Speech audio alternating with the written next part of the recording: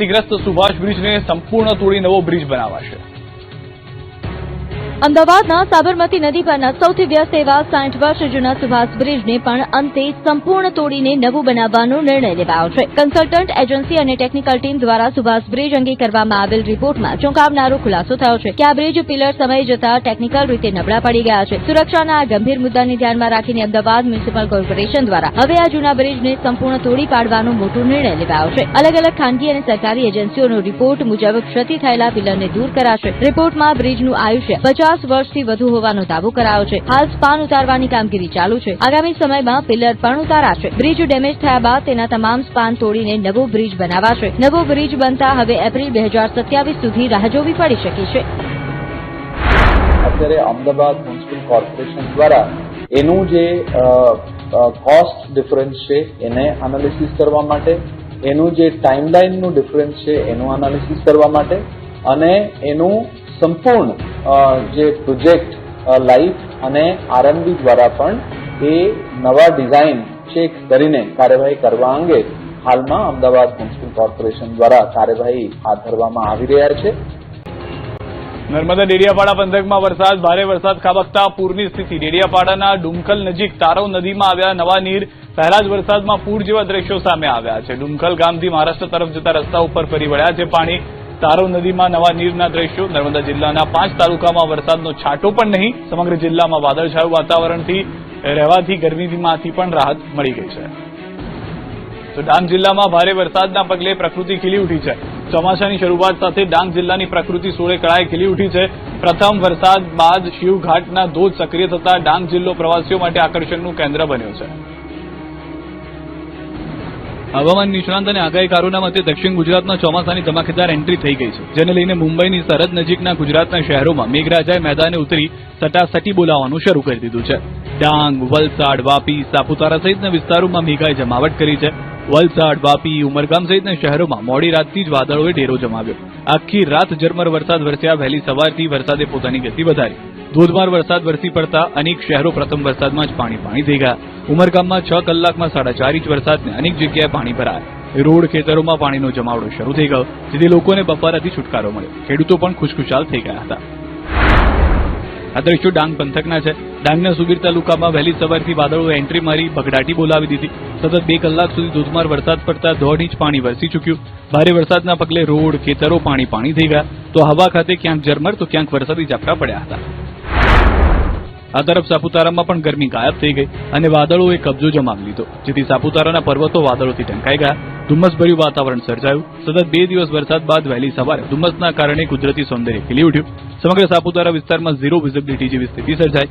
મુખ્ય માર્ગો પર ધુમ્મસ છવાઈ જતા વાહન ચાલકોને વાહન ચલાવવામાં મુશ્કેલીનો સામનો કરવો પડ્યો। ચોમાસાની ધમાકેદાર એન્ટ્રી, હવે ધમધોકાર પડશે વરસાદ।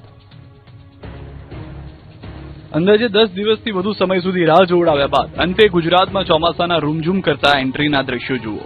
મુંબઈમાં બગડાટી બોલાવ્યા બાદ દક્ષિણ ગુજરાતથી ચોમાસાના શ્રી ગણેશ થયા છે। ચોમાસા એવી છલાંગ મારી કે સીધું 8 જિલ્લામાં પહોંચી ગયું। આ સાથે ગુજરાતના ધરતીપુત્રોની આતુરતાનો અંત આવી ગયો છે, જેની દિવસ રાત રાહ જોઈ રહ્યા હતા તે નૈઋત્યનું ચોમાસું ગુજરાતમાં વિધિવત રીતે મંગલ પધરામણી કરી જતા હાશકારો થયો છે। હવામાન વિભાગે ગુજરાતમાં ચોમાસું પહોંચી ગયાનું એલાન કરી દીધું છે।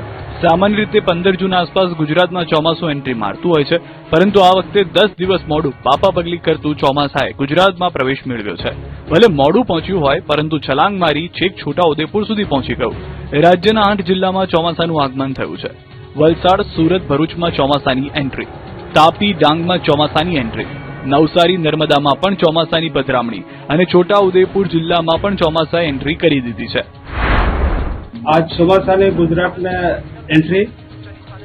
आज 24 जून दक्षिण पश्चिम मानसून उत्तर पूर्वी अरब सागर, गुजरात और मध्य प्रदेश के कुछ हिस्सों, महाराष्ट्र के बाकी हिस्सों और छत्तीसगढ़ और उत्तराखंड के कुछ हिस्सों में आगे बढ़ गया है मानसून।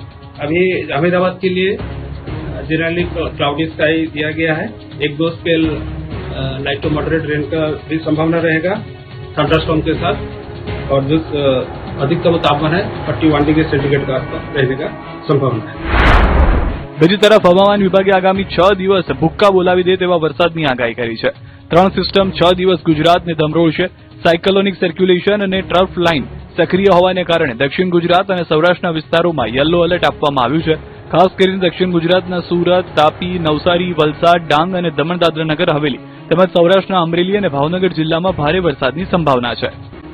દક્ષિણ ગુજરાતના ભાવમાં તેજી પણ ખેડૂતોને કોડીના ભાવ મળતા ઉત્પાદન એટલું થતું નથી તો ખેડૂતને તો જે માલ લઈને આવે એમાં નુકસાન જ છે.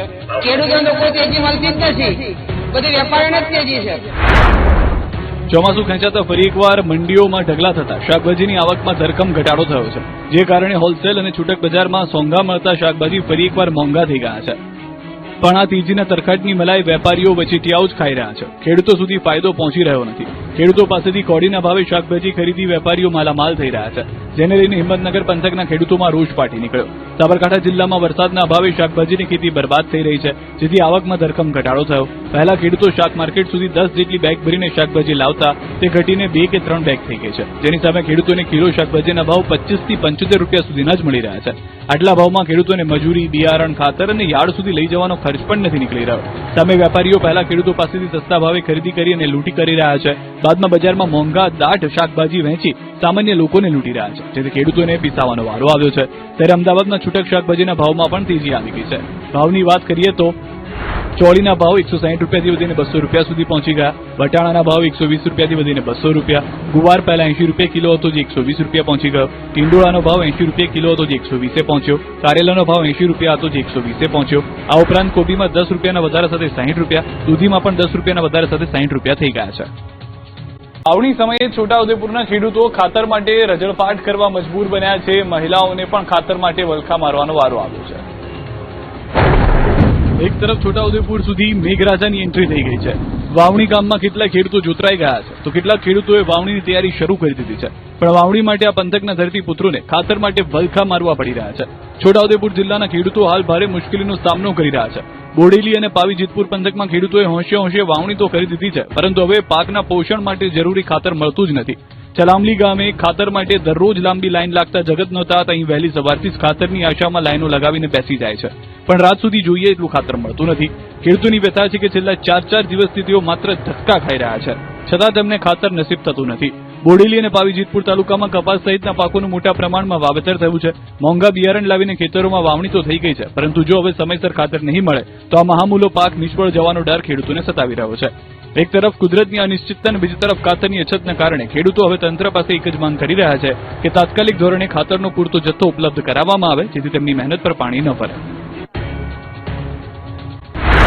પાણીની સમસ્યા મુદ્દે મહિલાઓ વિપરી. છેલ્લા કેટલા મહિનાથી પાણી આવતું નથી અને આ દર ઉનાળે આ રીતે થાય છે કે અમને પાણી આપો, પીવાનું પણ ના પાણી નથી, કપડાં ધોવાનું પણ પાણી નથી.